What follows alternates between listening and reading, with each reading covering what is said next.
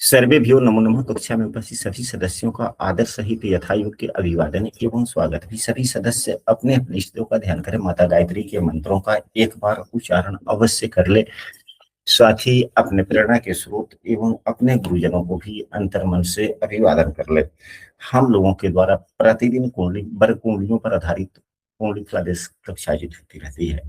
आज की कक्षा में जैसा कि आप लोग व्हाइट बोर्ड पर देख रहे हैं, लिखा गया है कि दृष्टान कुंडली के फलादेश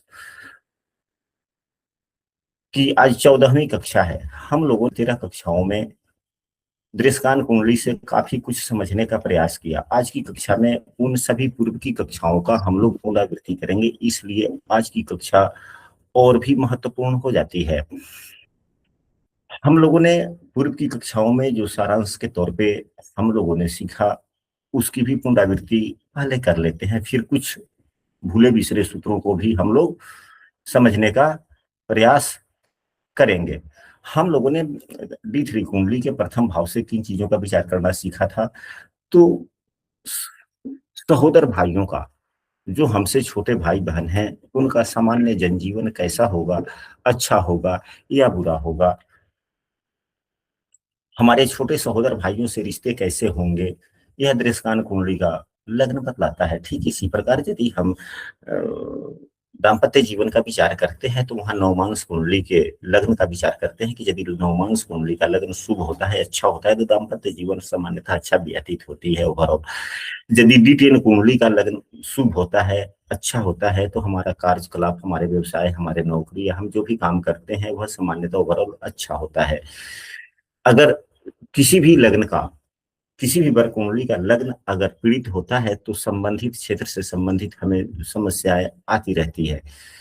तो यह तो हुआ लग्न कुंडली, दृष्टान कुंडली के प्रथम भाव से किन चीजों का विचार किया जाता है उस पर। दूसरे भाव से अपने सहोदर छोटों के माध्यम से या सहयोग से हम क्या धन संचय कर पाते हैं या नहीं कर पाते हैं, यानी कि धन वृद्धि में क्या वे हमारे सहयोगी बन सकते हैं या नहीं बन सकते हैं, इसका विचार। तीसरे भाव जो है हमारे संचार का है, और लग्न कुंडली के तीसरे भाव से हम अपने स्किल पावर की भी बात करते हैं, देखते हैं। और यह तीसरा भाव से हमारी पड़ोसियों का भी विचार किया जाता है। तीसरे भाव से, लग्न कुंडली के तीसरे भाव से खास सहोदर छोटे भाई का विचार किया जाता है। ठीक उसी प्रकार खास सहोदर छोटे भाई का विचार D3 कुंडली के तीसरे भाव से होता है। और हमारा स्किल पावर कैसा होगा, अच्छा होगा, बुरा होगा, उसके बारे में भी, अपने साहस के बारे में भी। कुंडली के चौथे भाव से हम, चौथे भाव जो खुशी का भाव है, सुख का भाव है, तो हमारे छोटे सहोदर भाइयों से सुख मिलेगा हमें या नहीं मिलेगा, यह चौथा भाव। कुंडली के पांचवें भाव से क्या देखते हैं, तो यह तीसरे से तीसरा भाव हो जाता है, तीसरे से तीसरा भाव हो जाता है। हम लोग लग्न कुंडली में जब भी विचार करते हैं तो यह तीसरे पहला छोटा सहोदर, दूसरा छोटा सहोदर, दूसरा छोटा सहोदर पंचम भाव से, ठीक उसी प्रकार D3 कुंडली के भी पंचम भाव से दूसरा छोटा सहोदर हम लोग देखते हैं। साथ ही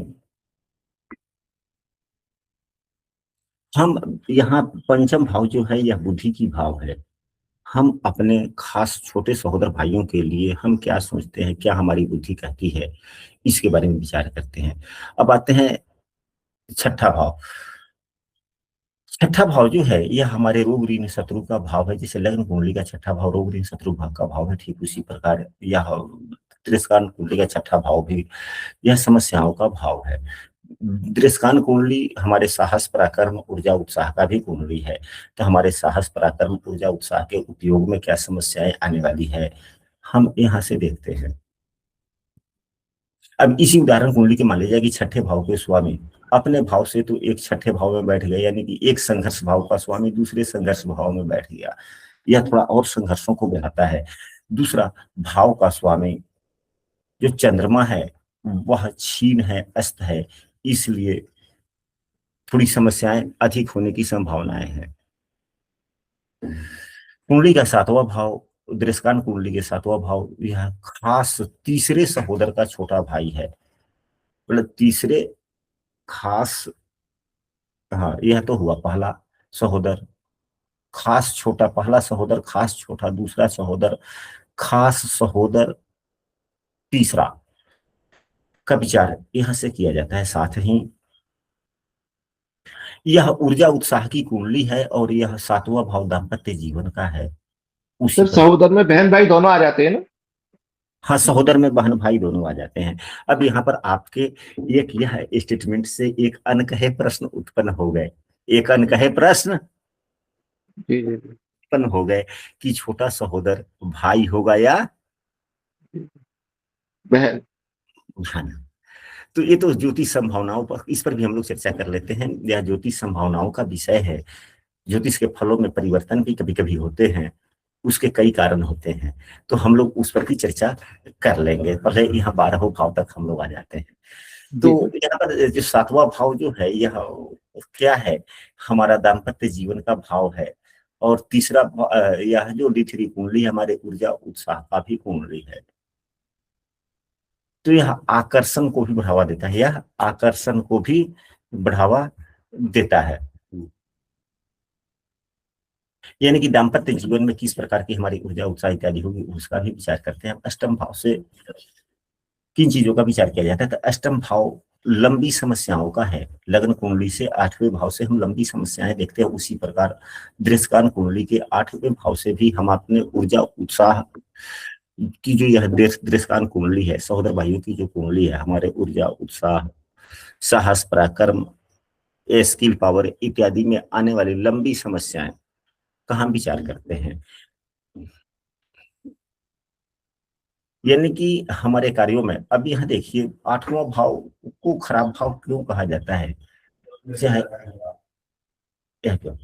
तो यहाँ पर देखा जाए,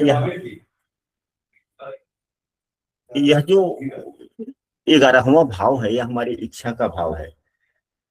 11वां भाव हमारी इच्छा का भाव है और 8वां भाव 11वें का 10वां बनता है।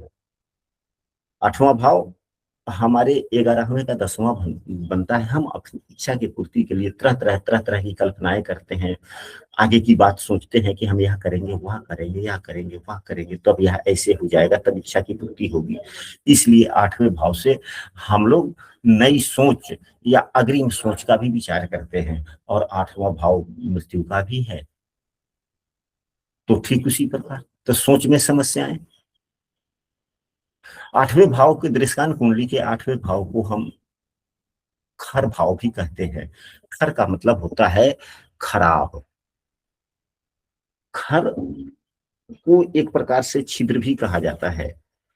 छिद्र का मतलब जो कभी न ढकने वाला हो, नहीं बंद होने वाला, हमेशा टपकता ही रहता हो। ऐसा छिद्र जिसका पता न चले, ध्यान से देखने पर पता न चले और वह टपकता ही रहे, इसी को कहते हैं खर या छिद्र। यह ठीक नहीं होता, यह हमें समस्याएं देता है। और इसी दृष्टिकान कुंडली के 8वें भाव के स्वामी को हम लोग 22वां दृष्टिकान भी कहते हैं। 22वें दृष्टिकान के बारे में आप लोगों ने पूर्व की एक कक्षा पूरी 22वें दृष्टिकान पर भी हुई थी। आप लोग उस कक्षा की वीडियो को देख सकते हैं, या उस कक्षा की वीडियो का डिस्क्रिप्शन लिंक हम इस कक्षा की वीडियो के डिस्क्रिप्शन में दे देंगे, वहां से समझ में आ सकता है, पूरी आप देख सकते हैं। कुंडली के दृष्टिकान कुंडली के 9वें भाव से हम लोग भाग्य का विचार करते हैं। जैसे लग्न कुंडली के 9वें भाव से भाग्य का विचार किया जाता है, उसी प्रकार यहाँ भी भाग्य का ही विचार किया जाता है कि हम कोई काम करने जा रहे हैं तो उसमें हमारा भाग्य कितना साथ देगा, कितना साथ नहीं देगा। इस उदाहरण कुंडली में तो अच्छा स्थिति बनता है, क्योंकि भाग्य भाव का स्वामी 4थे भाव में बैठा हुआ है, और वो भी शुभ ग्रह के साथ बैठा हुआ है, और एकादशेश के साथ बैठा हुआ है। लेकिन लाभ भाव के स्वामी जिस भाव के स्वामी के साथ बैठते हैं, यह बीमारी के लिए ठीक नहीं है। एकादशी से बुरे फल देते हैं, लेकिन आय की जहां आ जाती है, समृद्धि की आ जाती है, तो वहां पे अच्छे ही फल देते हैं। तो भाग्य भाव का स्वामी आय भाव एवं धन भाव, आय भाव एवं धन भाव, दोनों भाव के स्वामी के साथ में केंद्र भाव में बैठे हुए हैं। इसलिए यह अच्छा संयोग है, भाग्य में वृद्धि के संयोग मिलते हैं। अगर यही 9वां भाव खराब हो तो हमारे ऊर्जा उत्साह कितना भी उपयोग खर्च करेंगे, लगाएंगे, परंतु वह उतना अच्छा लाभ नहीं देता। अब इसके बाद में दसम भाव, दसम भाव से हम लग्न कुंडली के दसम भाव से हम अपने कार्यों का विचार करते हैं, कार्यों में हम किस प्रकार का उपयोग कर सकते हैं, मतलब ये कार्य का ही, तो कार्य शैली में हमारे ऊर्जा उत्साह का किस प्रकार उपयोग होगा, यहाँ पर हम लोग देखते हैं। तो यहाँ पर यह देखा जाए कि इस कुंडली में तो लग्न से ही बैठे हुए हैं। लग्न भाव को केंद्र भाव भी कहा जाता है। केंद्र भाव के स्वामी यदि राहु के साथ, यह त्रिकोण भाव भी कहा जाता है। त्रिकोण भाव के स्वामी यदि केंद्र भाव में राहु के साथ बैठते हैं तो राजयोग का निर्माण करते हैं। वैसे भी दसम भाव के राहु राजयोग ही देते हैं, और लग्न कुंडली के छठे भाव में बैठे हुए राहु भी राजयोग देते हैं। तो यहाँ पर राहु लग्न कुंडली के लिए भी अच्छे फलदाता है, और दृष्टान कुंडली में भी अच्छे फल बताता है। युति का भी एक परस्पर संबंध माना जाता है, और नवम पंचम का भी परस्पर संबंध माना जाता है। इसलिए हम कह सकते हैं कि राहु एवं शनि का परस्पर संबंध लग्न कुंडली में भी है एवं दृष्टान कुंडली में भी है। 11वां भाव जो है वह आय का ही है, कि जो हम सोचते हैं उसमें हम ऊर्जा उत्साह क्या सकारात्मक कायदे से लगा पाएंगे या नहीं लगा पाएंगे, क्या हमें वस्तुओं की प्राप्ति होगी नहीं होगी, यह देखते हैं। इस उदाहरण कुंडली में सूर्य मंगल देव हैं, चंद्रमा भी है, साथ में अच्छी बात है। तीनों के तीनों ग्रह अपने मित्र राशि में हैं, लेकिन भाव का स्वामी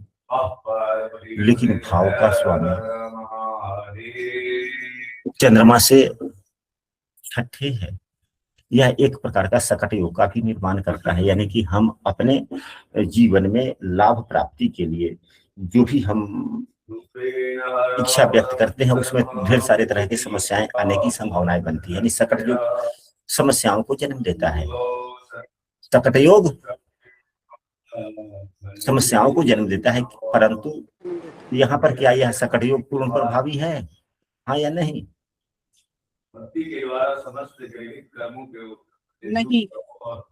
नहीं है, क्योंकि देव गुरु बृहस्पति केंद्र में ही है, और जिस भाव में है उस भाव के स्वामी के साथ में है। यह भी नियम है, यदि देव गुरु बृहस्पति अच्छे स्थिति के होकर शुभ ग्रह की राशि में होकर अगर केंद्र में बैठते हैं तो सकट योग उतना प्रभावी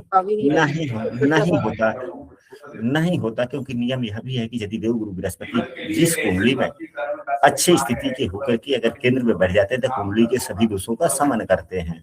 तो जब यह दूसरे के दोषों को समन करेंगे तो अपने दोषों को समन क्यों नहीं कर लेंगे? इस नियम के आधार पर हम सबको समझना चाहिए। अब आते हैं 12वां भाव हानि का है, व्यय का है। यदि 12वें भाव पर अशुभ ग्रहों की दृष्टि पड़े या शत्रु ग्रहों की दृष्टि पड़े अच्छी बात नहीं होती।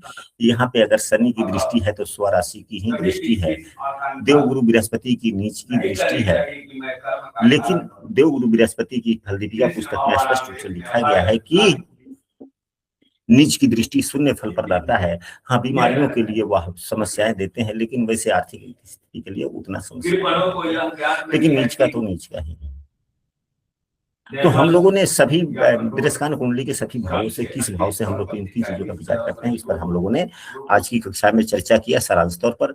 अब हम लोग और चलते हैं, कुछ अन्य विषय वस्तुओं का संबंध रखते हैं। तीसरे भाव के स्वामी के साथ, अब तीसरे भाव के स्वामी दृष्टान कुंडली के तीसरे भाव के स्वामी कौन हो गए? मंगलदेव है। मंगलदेव। अगर दृष्टान कुंडली के इस सूत्र को आप लोग नोट करें, यदि दृष्टान कुंडली के तीसरे भाव के स्वामी लग्न कुंडली में अच्छी स्थिति में हो और वे जिस ग्रह को देखते हों अच्छा फल देते हैं। दृष्टान कुंडली के तीसरे भाव के स्वामी अगर लग्न कुंडली में अच्छे स्थिति में हो और वह जिस ग्रह को देखते हों वे ग्रह अच्छे फल देते हैं। यह सूत्र इस कुंडली पर कुछ अटपटा सा दिखता है। यह सूत्र इस कुंडली पर कुछ अटपटा सा महसूस होता है, क्योंकि यहाँ पर मंगल की नीच की दृष्टि हो गई। मंगल की नीच की राशि कौन सी है? कर्क। कर्क है, जो यहाँ पे समस्या दे दिया। नीच की दृष्टि पड़ी राशि पे। इस तरह भगवत भक्ति में लगे रहकर और शनि के लिए यह नियम अभी हम लोगों ने अभी मंगल के लिए यह नियम पढ़ा कि यदि दृष्टान कुंडली के तीसरे भाव के स्वामी यदि लग्न कुंडली में अच्छी स्थिति में हो और वह जिस ग्रह को देखते हो वह ग्रह अच्छा फल देता है। वह ग्रह अच्छा। क्या आप लोग अपनी अपनी कुंडली में देखें कि आपके दृष्टान कुंडली में कौन से ग्रह तीसरे भाव के स्वामी बनते हैं? क्या लग्न कुंडली में अच्छी स्थिति में है? अगर लग्न कुंडली में अच्छी स्थिति में है तो वह लग्न कुंडली में किस ग्रह को देख रहे हैं? कोई भी एक दो सदस्य अपनी बातों की प्रतिक्रिया दे। गुरुजी, जो कुंडली मैंने दे रखी है उसमें में तीसरे भाव के स्वामी गुरुदेव हैं और गुरुदेव हैं जो D1 में शनि को देख रहे हैं, मंगल को D1 में शनि मंगल बुध तीनों को ही देख रहे हैं। शनि मंगल एवं बुध को देख रहे हैं। देव गुरु बृहस्पति जो लग्न कुंडली में है, अच्छी स्थिति में है, किस भाव में है? लगन में है। लगन में है, स्थिति अच्छी हो गई। गुरुदेव यहीं पे है। अब वह कौन किस दृष्टि से देख रहे हैं? अब यहाँ पर यह देखा जाए, लग्न में राशि कोई भी हो कोई फर्क नहीं पड़ता, क्योंकि देवगुरु बृहस्पति को कोई भी ग्रह शत्रु मानता ही नहीं। देवगुरु बृहस्पति को सभी ग्रह मित्र मानते हैं या तो सम मानते हैं। तो कम से कम नीच राशि के तो नहीं है ना? नहीं गुरुजी, नीच राशि के नहीं है। अब यह जिस व्यक्ति की कुंडली होगी, शनिदेव जो है या शनिदेव की जब दशाएं चलती होगी तब कुछ विशेष फल देखने को मिलता होगा, अन्यथा वैसे ओवरऑल अपने जिंदगी में बड़े बुद्धिमता के साथ, बड़े बुद्धिमता के साथ अपने दायित्व का निर्वहन समय के साथ, ये नहीं कि हम ओवरऑल का मतलब होता है कि अधिकांशतः समय ज्यादा कदा खराब हो जाना या समय का अनुपालन न करना, वह तो ग्रहों का गोचर भी प्रभावित कर देता है। लेकिन ओवरऑल देखा जाए तो अपने कार्यों में, अपने दायित्वों में बड़े बुद्धिमानी से अपने दायित्वों का निर्वहन करने का प्रयास करता है। एक दूसरा, अपने साहस, अपनी उग्रता, अपने पराक्रम को भी निरर्थक रूप से उपयोग नहीं करता। ये नहीं कि जब मन में आया तब गुस्सा कर दिया व्यक्ति। ऐसा जगह जहां गुस्सा ना भी करना है, आवश्यक नहीं है, तब पहले वह बुद्धि के इस्तेमाल करने के बाद में, यानी कि अपने विवेकशीलता के आधार पर बोलने के बाद में, यदि कोई उसकी बातों को न मानता है, न समझता है, तो थोड़ा सा क्रोधित होना यह दर्शाता है। लेकिन पहले बुद्धिमता का, अगर यह बुधदेव क्या है? पढ़ाई लिखाई है, सीखने की क्षमता है। बुधदेव पढ़ाई लिखाई है, सीखने की क्षमता है, तो यह व्यक्ति कुछ भी सीखता होगा। यह व्यक्ति कुछ भी सीखता होगा तो केवल दो प्रकार से सीखे जाते हैं कोई विषय वस्तु। एक की सूत्र केवल सुन लिए, लगा लिए, हो गया। लेकिन वह सूत्र क्या है, विशेष रूप से हम इसको कैसे समझें, यानी कि डिटेल रूप से सीखने का प्रयास, डिटेल रूप से सीखने का प्रयास करता है। ऐसे स्थितियों में क्या यह जो बातें हम लोगों ने अभी यहाँ पर चर्चा की, क्या यह बातें उस व्यक्ति पे लागू हो रही है जिसके बारे में आपने कहा? जी गुरुजी। तो यहाँ से हम लोगों ने क्या सीखा? ब्राह्मण क्यों ना हो, पर अब एक वाक्य में, 2 वाक्य में आप इसको पूर्ण रूप से पुनः उल्लेखित करेंगे। गुरु जी मैं बताऊं क्या क्या हाँ हाँ, तो अभी हम लोगों ने क्या सीखा, कोई भी सदस्य बोले। हाँ, कि जो T3 का जो प्रत्येश है लगन कुंडली में जिन जिन ग्रह को वो देखता है वो अच्छा परिणाम देते हैं, हाँ, फल अच्छे होते हैं। लगन कुंडली में अच्छे भाव में हो तब। हाँ, अच्छी स्थिति में हो तो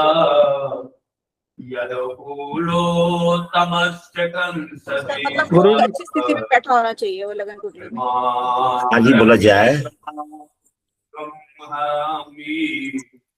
गुरु जी अगर किसी से दृष्ट ना हो और वो भी किसी को दृष्ट ना कर रहा हो तो फिर उसको क्या तो फिर उसके फल अच्छे मिलेंगे, लेकिन अगर वह जिस ग्रह को देख रहा है, अभी पुनः हम इस सूत्र को बोल देते हैं कि यदि, सूत्र को आप लोग नोट करें कि यदि, क्योंकि हम लिख ही देते हैं, यदि D3 कुंडली के तीसरे के स्वामी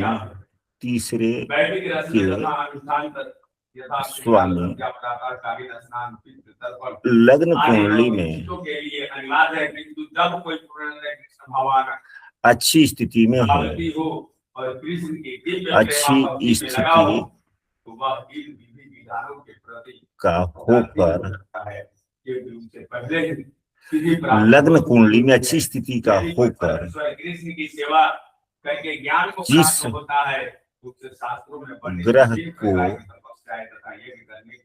देखता है वह ग्रह कार्यों में अपना समय नष्ट करता है। कृष्ण भावना कार्यों में नहीं, कार्यों के लिए ब्रह्मा की सीमा या वेदों तथा उपनिषदों अपने गुण धर्म के अनुसार, जब तुम्हारा मन वेदों की अलंकारमयी भाषा से विचलित न हो, अनुसार, अब ऊपर लिख देते हैं, न हो जाए, अच्छे फल देता है। इस कथन का अर्थ यह होता है, इससे स्पष्ट होता है कि D3 कुंडली के तीसरे भाव का स्वामी यदि लग्न कुंडली में खराब स्थिति में हो और वह जिस ग्रह को देखेगा उस ग्रह से संबंधित कार्यों के में संपादन में व्यक्ति की स्थिति उतनी अच्छी नहीं होगी, क्योंकि तीसरा भाव पराक्रम ऊर्जा का भी है, तीसरा भाव स्किल पावर का भी है। तो अब तीसरा भाव जो लग्न कुंडली का स्किल पावर हो गया, वह दृष्कान कुंडली में जिस, मतलब कि आपके लिए स्किल पावर का ग्रह कौन प्रमुख रूप से कौन बना, तो D3 कुंडली के तीसरे भाव का स्वामी, वह जिसको देखेगा वो अगर अच्छी स्थिति में है तो उसमें तो उसके कार्यों में स्किल देगा कि नहीं देगा? देगा। यह सूत्र हम सबों को क्या समझाता है? यह केवल एक सूत्र नहीं है, इसको व्यापक रूप से हम लोग समझने का प्रयास करें। अब हम दूसरी बात करते हैं। गुरुजी एक प्रश्न था। हाँ जी बोलिए।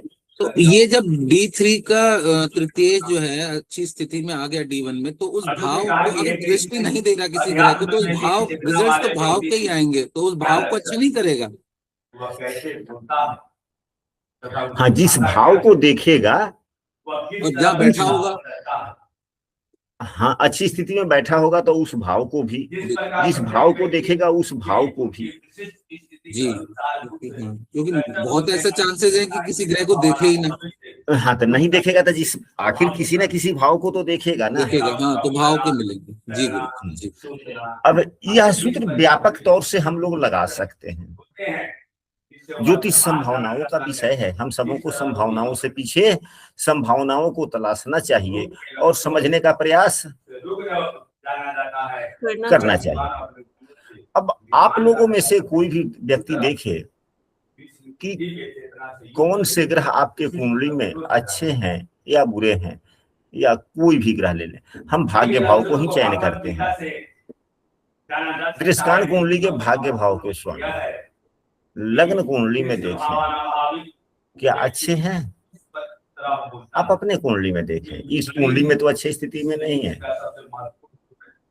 इस कुंडली में अच्छी स्थिति में नहीं है, क्या आपके भाग्य भाव के स्वामी D3 के भाग्य भाव के स्वामी लग्न कुंडली में अच्छी स्थिति में है? कोई भी एक सदस्य बोले। सर गुरुजी मेरा जो शुक्र है वो लग्न कुंडली में छठे भाव में है, उच्च का होकर के बुध के साथ बैठा है।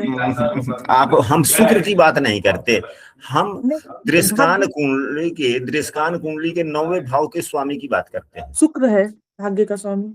अच्छा, दृष्टान कुंडली में हाँ छठे भाव में बैठा है। हाँ छठा भाव में स्थिति कैसी है उनकी? छठे भाव में 12 अंक है और बुध के साथ बैठा है। अच्छा, तो फिर 12 अंक है तो उच्च का हो गया, लेकिन बुधदेव वहां पर नीच के हो गए, तो अब यहाँ पर दो बातें आ जाती है। अब यह तो बैठा छठा भाव में, यह देख रहा है 12वें भाव को ना जी। तो अब क्या 12वें भाव में कोई ग्रह बैठे हुए हैं? नहीं, कोई ग्रह नहीं है। कोई ग्रह नहीं है। अब यह फलादेश कैसे होगा? क्योंकि यह तो भाग्य के साथ देने वाली बात आ गई कि आप काम करते हैं तो भाग्य आपका साथ देता है या नहीं देता। इस प्रकार का काम अगर 12वें भाव से संबंधित आप काम करते हैं तो क्या आपका भाग्य साथ देता है कि नहीं देता है? क्योंकि यह आपके स्किल कुंडली के भाग्य भाव का स्वामी हो गया। तो आप देखते होंगे कि जब अपरिचितों के साथ में कोई नया व्यक्ति ऐसा जिससे पहले आपने मुलाकात नहीं की है, या पहले से आप जिसको नहीं पहचानते हैं, उसके साथ में यदि कोई काम आप करना शुरू करते हैं, जैसे आप स्कूल की संचालिका भी हैं,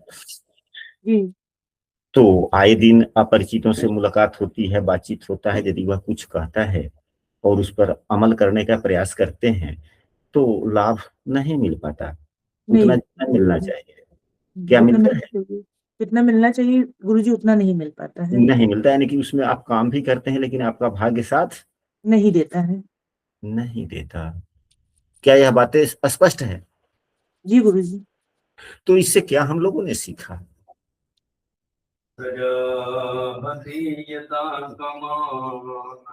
हम लोगों ने क्या सीखा? गुरुजी भाग्य साथ क्यों नहीं देता? क्योंकि हमने भाग्य भाव के स्वामी की चर्चा की थी कि दृष्टान को आपके स्किल का भाग्य तो यही है ना जी, लेकिन वो तो उच्च के बैठे हैं और लेकिन नीच की दृष्टि दे रहे हैं, इसलिए। हाँ, नीच की दृष्टि भी दे रहे हैं और नीच के ग्रह के साथ भी। ठीक है गुरुजी। इसलिए अपरिचितों के सहारे इनके भाग्य में उन्नति नहीं होगी। इसलिए यदि आप स्कूल चलाते हैं तो आप यह देखें कि कोई नया व्यक्ति आपको सुझाव सलाह देता है कि यहाँ से ऐसे बच्चे आएंगे, यहाँ से ऐसे होगा, ऐसे आप, तो उस पर ना जी। आप वैसे व्यक्तियों की बात माने जो आपके पहले से परिचित हो। अब यहाँ पर देखा जाए, आप जो अपने आय के वृद्धि के लिए जो एफर्ट लगाते हैं, आय के वृद्धि के लिए आय भाव कौन सा है? लग्न कुंडली में नहीं, आप अपने आय के लिए जो स्किल का उपयोग करते हैं, स्किल कुंडली, तो इसको तो हम पराक्रम ऊर्जा उत्साह स्किल कुंडली कहेंगे ना। जी गुरुजी। तीसरा D3 कुंडली किस चीज की कुंडली है? पराक्रम ऊर्जा उत्साह स्किल की कुंडली है कि नहीं है? जी गुरुजी। अब इस कुंडली में 11वां भाव जो हुआ आपके आय को दर्शाता है, आय रूपी स्किल को दर्शाता है। जी गुरुजी। तो आप अब देखें कि आपके 11वें भाव में, या आप सभी देखें कि आय में वृद्धि के लिए कहां से क्या होगा। तो यह जो आप किस क्षेत्र में आप अपने स्किल का उपयोग ज्यादा करेंगे तो अच्छा हो पाएगा। तो आप अपने D3 कुंडली के 11वें भाव में देखिए कौन सी राशि बनी हुई है। गुरु, धनु राशि। यानी कि आपका भी डी कुंडली यही बन रहा है। जी गुरु जी। चलिए ठीक है। तो अब धनु राशि के स्वामी देवगुरु बृहस्पति होते हैं। देवगुरु बृहस्पति आपके लग्न कुंडली में किस भाव में है? चतुर्थ भाव में। चौथा भाव अच्छा हो गया। राशि कौन सी है? 10 मकर है, नीच के हो गए। मतलब कि आपकी लग्न कुंडली भी यही है? हाँ, लग्न कुंडली भी यही, तुला लग्न की कुंडली है। चलिए जी ठीक है, लेकिन यह कुंडली आपकी तो नहीं है ना? नहीं नहीं जी गुरु जी, मेरी नहीं है। यह एक जातिका की कुंडली है जो पढ़ने में बहुत ही अच्छी है, पढ़ने में बहुत ही अच्छी है। चलिए, तो अब देवगुरु बृहस्पति यहाँ भी देख रहे हैं, देवगुरु बृहस्पति यहाँ भी देख रहे हैं। देवगुरु गुरु जी, बृहस्पति, गुरु जी एक प्रश्न पूछना था कि हाँ। क्या ये सूत्र लगता है कि अगर गृह का स्वामी नीच ग्रह को देख ले तो वो दोष खत्म हो जाता है? जैसे यहाँ का स्वामी शनि है, हाँ। चतुर्थ भाव का, और वो हाँ। बैठा है द्वितीय भाव में, दूसरा भाव बैठा है ना? हाँ। तो ये तो नीच भंग हो गया। जी गुरु जी। नीच भंग हो गया। अब यहाँ से क्या दर्शाता है कि हम क्या करें कि हमारे कार्यों में आय में वृद्धि हो। हालांकि उसके अलग अलग कुंडलियों से, लग्न भाव से अलग प्रकार से देखेंगे, D10 कुंडली से देखेंगे, फिर लग्न कुंडली देखेंगे, अगर दृष्टान कुंडली भी समझ लिए तो यह भी कुंडली देखेंगे, और सभी का समन्वय करके तब एक बार उपाय पर सकते। तो अब यहाँ पे यदि यही स्थितियां बनती है, अभी तक हम लोगों ने जो पाया, 2 सूत्रों को देखा कि अगर पहला सूत्र हम लोगों ने यह देखा कि लग्न कुंडली में लग्न कुंडली में D3 कुंडली के तीसरे भाव के स्वामी यदि लग्न कुंडली में अच्छी स्थिति में हो और वह जिस ग्रह को देखते हैं वह ग्रह के कारकत्व जो भी बनते हैं, उस ग्रहों के कारकत्व में व्यक्ति अच्छे ढंग से अपने स्किल का उपयोग कर लेता है और उसमें सफलता भी मिलती है। और यह हुआ यदि भाग्य D3 कुंडली के भाग्य भाव के स्वामी लग्न कुंडली में जिस भाव में बैठे हों या जिस भाव को देखते हो, अगर अच्छी स्थिति से देख रहे हैं तो उसके सहारे भाग्य वृद्धि होती है। अगर खराब दृष्टि से देख रहे हैं तो थोड़ा सा स्किल में समस्या आती है। यह हम लोगों ने सीखा। अब यहाँ पर इसी नियम को हम लोग आय के लिए लगा रहे हैं कि आय भाव के लिए, आय रूपी स्किल रूपी आय में क्या है। तो यहाँ पर देवगुरु बृहस्पति है, देवगुरु बृहस्पति नीच के हैं और इनका नीच भंग भी हो रहा है। तो जब नीच भंग हो रहा है तो यह भी हो सकता है कि नीच भंग किस प्रकार से हो रहा है, नहीं हो रहा है, शनि का अंशात्मक मान कितना है, गुरु का अंशात्मक मान कितना है। यदि अंशात्मक मान में काफी अंतर होगा तो क्या नीच भंग प्रभावी होगा? नहीं होगा। अगर दोनों का अंशात्मक मान में खास करीबियां होंगी, जो जितना अंश करीब होगा उतना ज्यादा नीच भंग लाभ करेगा। अब यहाँ पर देखा जाए, अब इनको अपने आय में वृद्धि के लिए क्या करना होगा, तो यह देखा जाना चाहिए कि देवगुरु बृहस्पति यहाँ पर 3 जगह जो देख रहे हैं, तीनों जगह में क्या करे कि आय में वृद्धि हो। तो यहाँ पर तो एक तो अपने ही राशि को ऊंची की दृष्टि से देख रहे हैं, यानी कि केवल अपने भरोसे, किसके भरोसे कार्य करना है? अपने भरोसे, अपने भरोसे व्यक्ति काम करे। यह 8वें भाव को देख रहे हैं। अपने कार्यों का साप्ताहिक समीक्षा करें कि यदि एक विद्यार्थी स्कूल में आया है तो वह किस कायदे से आया है, हमारे किस गुणों से प्रभावित होकर आया है, या एक विद्यार्थी जो हमारे विद्यालय से चला गया वह हमारे किन कमियों को, कमियां थी जिस कमियों के कारण वह चला गया। यदि बात विद्यालय की है तो, या दुकान की है तो यह देखना है कि हमारे किन गुणों से प्रभावित होकर दुकानदार ग्राहक आते हैं और हमारे किन कमियों से प्रभावित होकर हमारे ग्राहक नहीं आते, चले जाते हैं। मतलब कि यह जो है मनन चिंतन का भाव है और यह कार्य से। दूसरा यहाँ भी देख रहे हैं तो स्वयं के द्वारा, स्वयं अपरिचितों के पास में स्वयं जाएं। अपरिचितों के पास में आप मतलब कि नए विद्यार्थी के लिए जो अपना से एफर्ट लगाना है अपना स्वयं करें।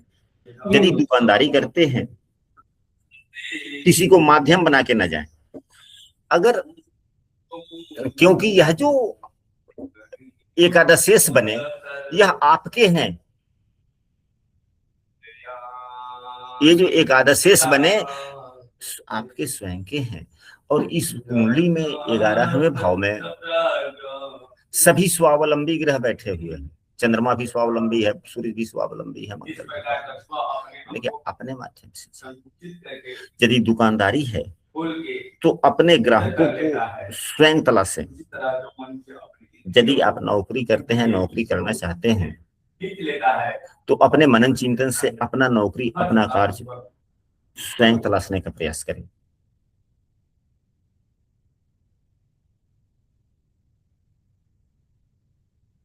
क्योंकि यह जो एकादशेष है यह किसका है?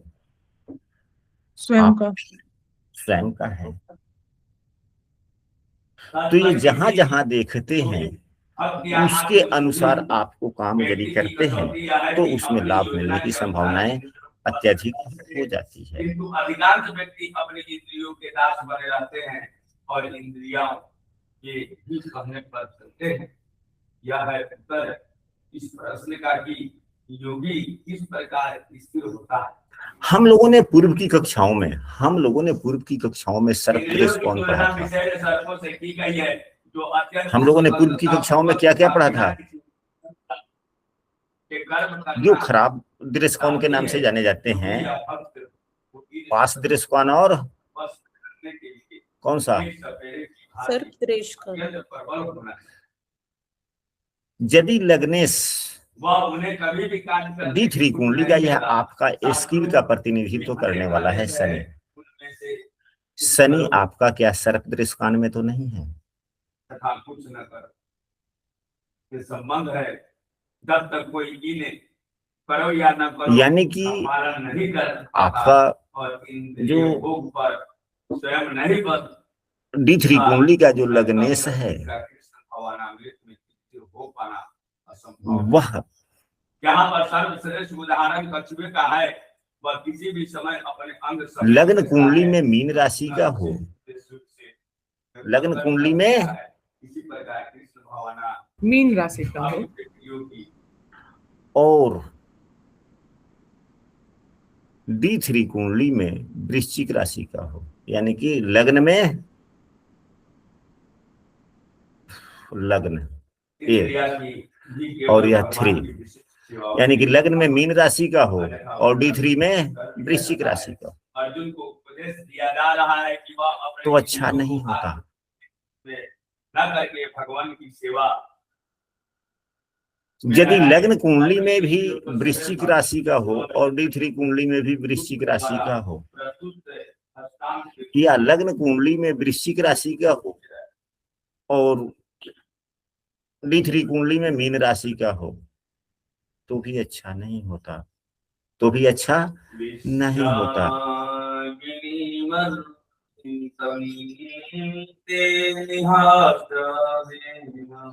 लग्न कुंडली में कर्क राशि का हो, लग्न कुंडली में कर्क राशि का और D3 कुंडली में वृश्चिक या मीन का हो, तो ठीक नहीं होता।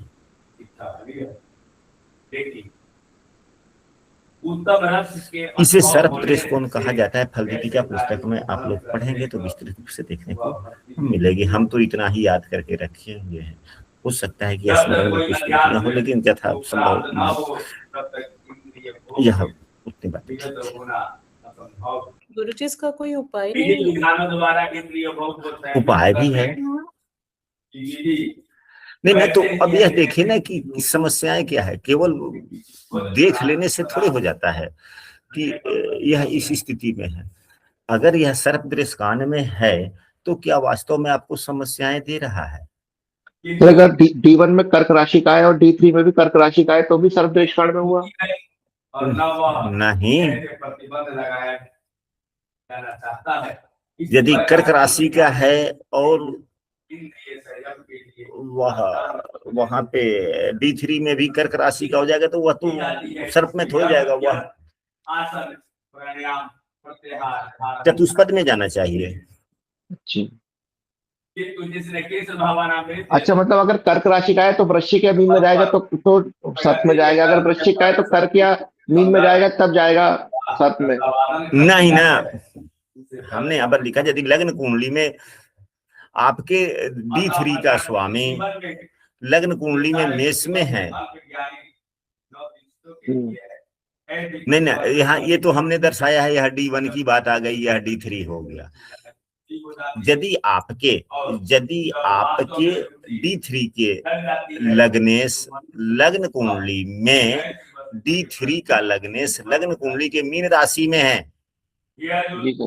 और D3 में वही वृश्चिक राशि में है, तो अगर आपके D3 के लग्नेश लग्न कुंडली में भी वृश्चिक राशि में है और दृष्कान में भी वृश्चिक राशि में है, तो या या D3 कुंडली के लग्नेश वृश्चिक राशि में हो लग्न कुंडली में और मीन राशि में हो D3 में, या आपके D3 का लग्नेश लग्न कुंडली में कर्क राशि के हो और D3 कुंडली में वृश्चिक या मीन के हो,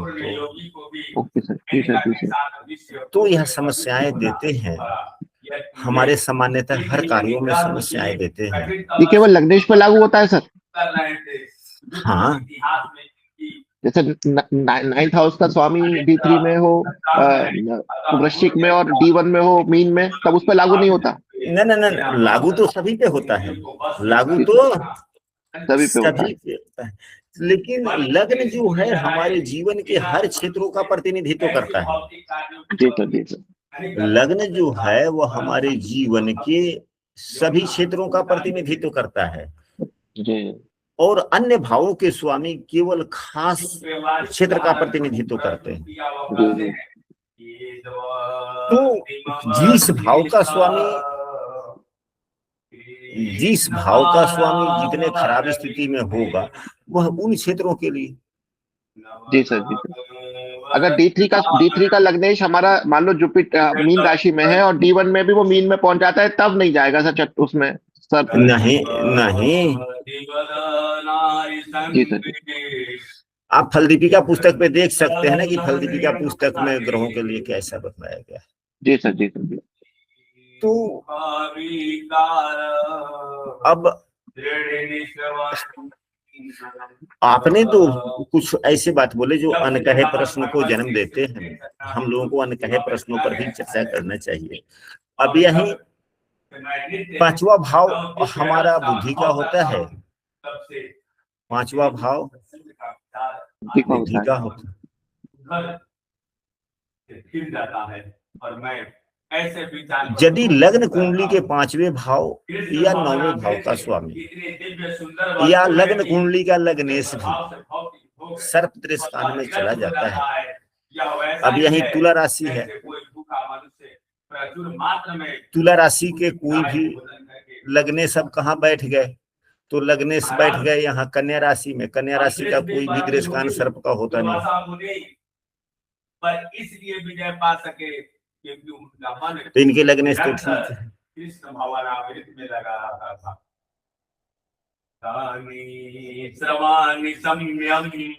तो ठीक, यदि कोई ग्रह सर्प दृष्टान में आ जाता है तो वह क्या समस्याएं देता है? थोड़ा ईर्ष्या देता है,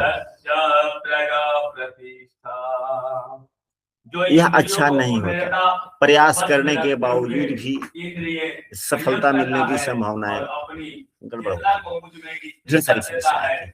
अब तो किस प्रकार की समस्याएं हैं कुंडली देखने के बाद निर्भर करता है, लेकिन हाँ यह समस्याएं देता है। तो आज की कक्षा हम यहीं पे समाप्त करते हैं और सभी सदस्यों से निवेदन करते हैं कि कल किस विषय वस्तु पर कक्षा आयोजित किया जाए, कृपया आप लोग समूह में जरूर लिखेंगे। आज 28 तारीख है, अब आज बृहस्पतिवार भी है, शुक्रवार शनिवार को सुबह में कक्षा स्थगित रहती है, और इस सप्ताह से शनिवार के शनिवार हम लोग प्रत्येक शनिवार को धर्म सिंधु पुस्तक का अध्ययन करेंगे। तो कल एक कक्षा है, फिर उसके बाद में सोमवार से हम लोग नए ऊर्जा उत्साह के साथ नए वर्ग कुंडली पर अध्ययन हम लोग करेंगे। तो कल की कक्षा किस विषय वस्तु पर आधारित हो, आप सभी समूह में अवश्य लिखेंगे।